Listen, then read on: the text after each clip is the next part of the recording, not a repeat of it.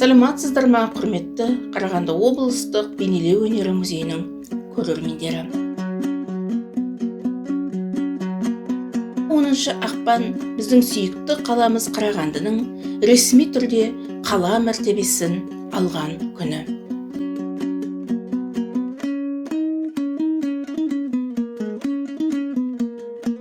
Жыл сайын бұл қала күнін музейде әртүрлі іс-шаралармен атап өтеміз. Бүгін бұл дәстүрімізді біз онлайн форматқа көшіруді жөн көрдік. Әрине, біздің әлеуметтік желілердегі суреттер сөйлейді онлайн жобасының бірнеше шығарылымдары мен басқа да бағдарламаларымызды көріп таныстыңыздар. Осы жоба аясында қала күніне арналған Қарағанды және қарағандылықтар айдарын жалғастырамыз.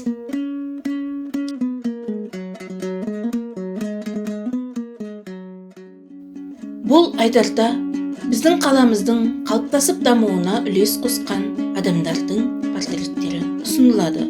Олардың кейбірінің есімдері қала көшелеріне берілген. Біз күнде естіп жүрген бізге таныс есімдер.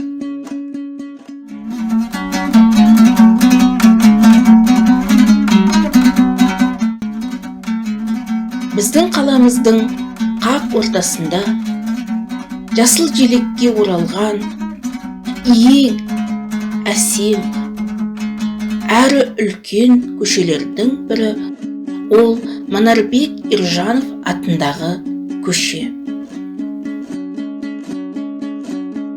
Сіздің назарларыңызға қарағандылық суретші Жақсыбай Қалиақбаровтың қылқаламынан туындаған Манарбек Иржановтың портретін ұсынамыз. Біздің өнертанушы әріптестеріміз бұл шебер жайлы оны халықтан шыққан нағыз шебер деп атаған болатын. Суретшіні ол өте көңілді, езуінен күлкі кетпейтін, белсенді және экспрессивті адам болатын. Оның баладай ақ көңілдігі мен жарқын жүрегі барлығын баурап алатын еді деп еске алған еді өнертанушы Наталья Иванина. Ол өзін өнердің әр саласында сынап көрді. Оның қандай шыңды бағындырғаны маңызды емес, ең бастысы оның жұмыстары жылылыққа толы. Ол өзі бейнесін сомдаған кейіпкерді жан тәнімен жақсы көргендігі, әрі оның ең басты жарқын жақтарын көрсетуге тырысқаны көрініп тұр.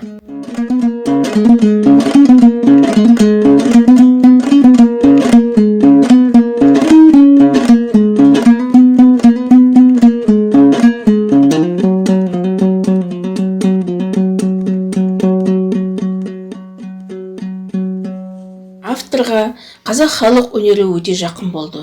Ол халық көркем өнерінің шебері болғандықтан, әрі металдан бейнелеу өнерінің шебері болғандықтан да ол музыканттар мен композиторлардың бейнесін ашық түстермен бере отырып, тек бет әлпет ұқсастығын ғана емес, оның мінезі мен эмоционалдық жан дүниесінде дәл бере білген. Суретші қағазда композитордың бейнесін ашық жарқын, бақыт нұрын шашып, көз жынары жарқырап тұрған өнер жолында өз жолын тапқан нағыз музыканттың жарқын бейнесін тамаша бере білген. Әнші композитор, күйші актер, Қазақстанның халық артисі, жарқын дауысты композитор Манарбек Иржановтың туғанына биыл 8 наурызда 120 жыл болады. Ол 1921 жылы 8 наурызда Қарағанды облысы Ақтоғай ауданы Қарабұлақ ауылында дүниеге келген.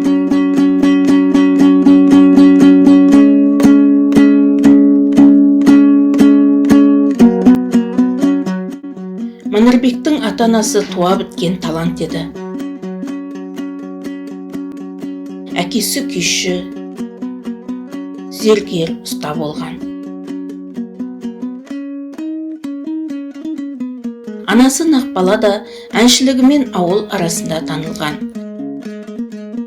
Болашақ өнер иесінің музыкаға деген құмарлығы анасының ықпалы арқылы ерте оянды.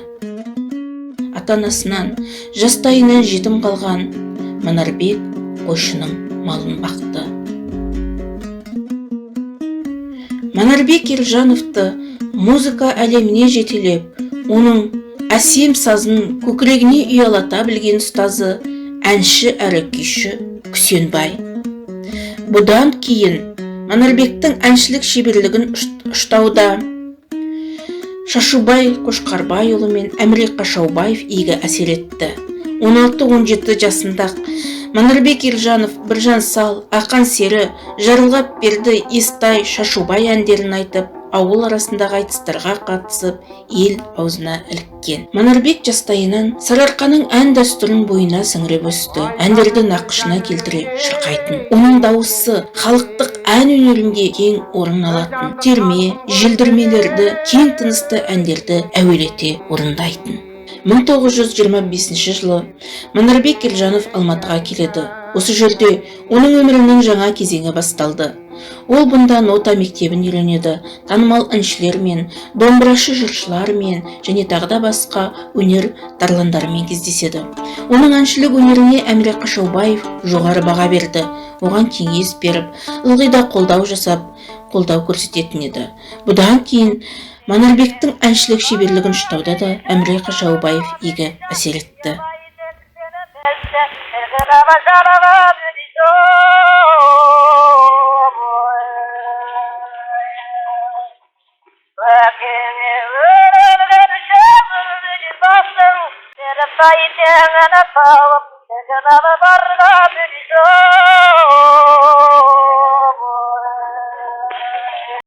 Манарбек Елжанов қазақ драма театрының белді актерларының бірі болды. Және қазақ опера театрына қабылданып, алғашқы актерларының бірі болды. Осы театрда қойылған спектакльдерді ойнап, сан қырлы бейнелерді сомдады.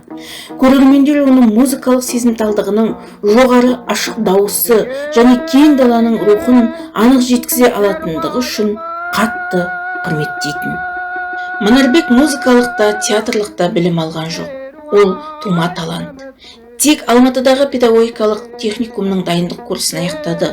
Ол өзіне қатаң талап қоя білді. Ылғи да ізденіп, көп оқығандығының, көп тыңдағандығының арқасында сөйтіп кәсіпқой актер талантты әнші деңгейіне көтерілді.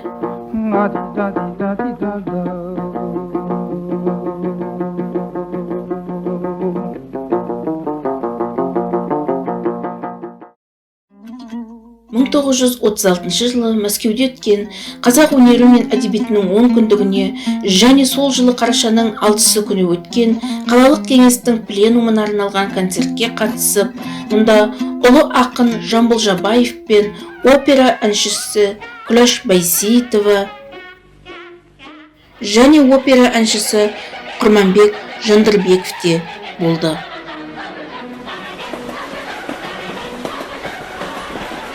Москвада осы 10 күндіктің ашылуындағы спектакльде ол Қыз жібек операсын тамаша орындап, көрермендердің ерекше ықыласына бөленді.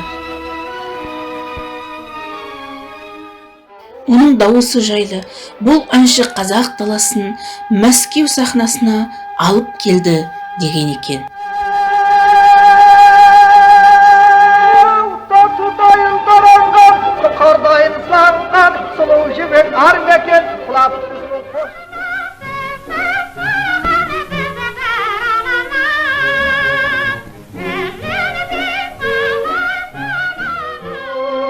Бар мекен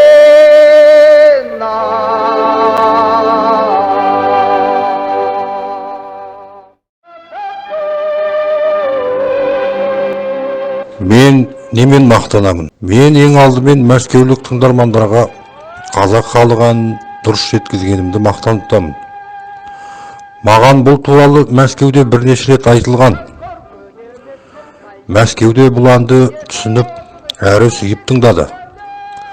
Қазақ әнші үшін бұдан асқан қандай қуаныш болуы мүмкін?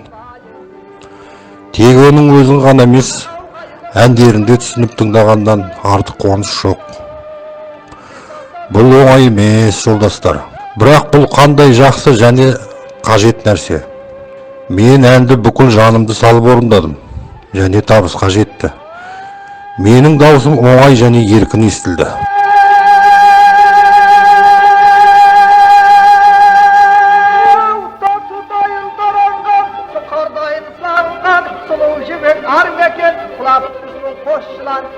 Оның дауысы жылы әрі жарқын.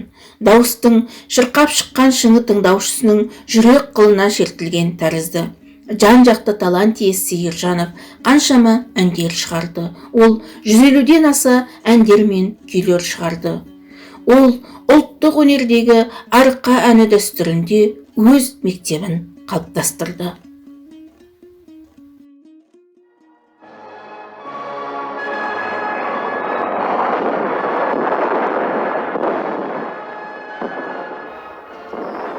Композитор Ұлы Отан соғысы кезінде бірнеше ән жазды.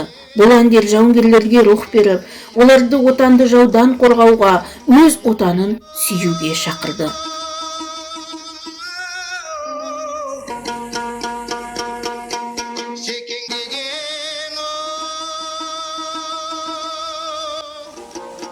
Ол 1942 жылы Қазақ ССР композиторлар одағының мүшесі болды. Манарбек Елжановты композиторлар одағының мүшелігіне қабылдауға, оның өзекті тақырыптарда жазылған түпнұсқалық музыкалық шығармаларының көптігі негіз болды.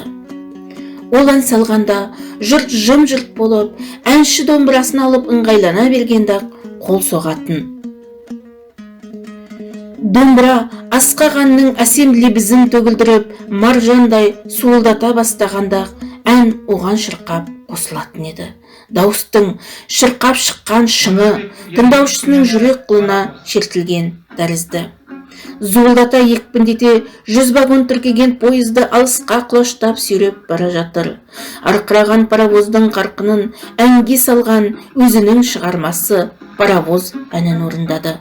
Манарбек Елжанов республикаға атағы кең тараған танымал тұлғаға айналып, өз өміріндегі жетістіктерінің биік шыңынан көрінді. Сол шыққан шыңынан әлі де талай көрінетіні сөзсіз.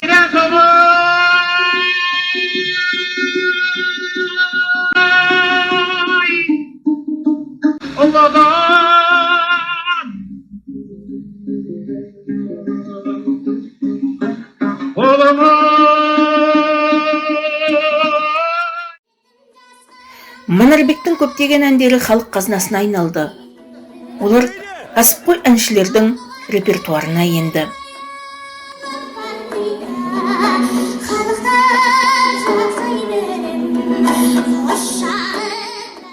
Ел ана туған таңның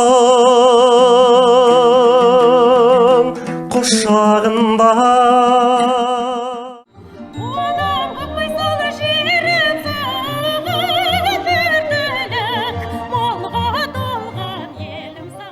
Ол 1953 жылдан өмірінің ақырына дейін Қазақ филармониясында жеке дауысты әнші болып, халықтық ән өнерінде кең орын алатын терме, желдірмелерді, кең тынысты әндерді нақышына келтіре орындады.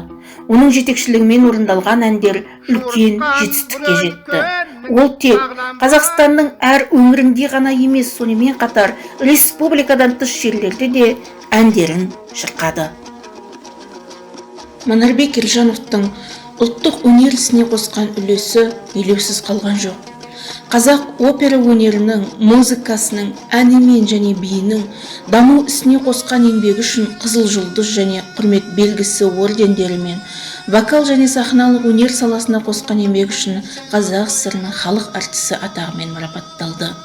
Ең басты марапат ол үшін халқының махаббаты, ыстық ықыласы және оны мәңгілік есте сақтауы. оның талантына деген құрметі еді.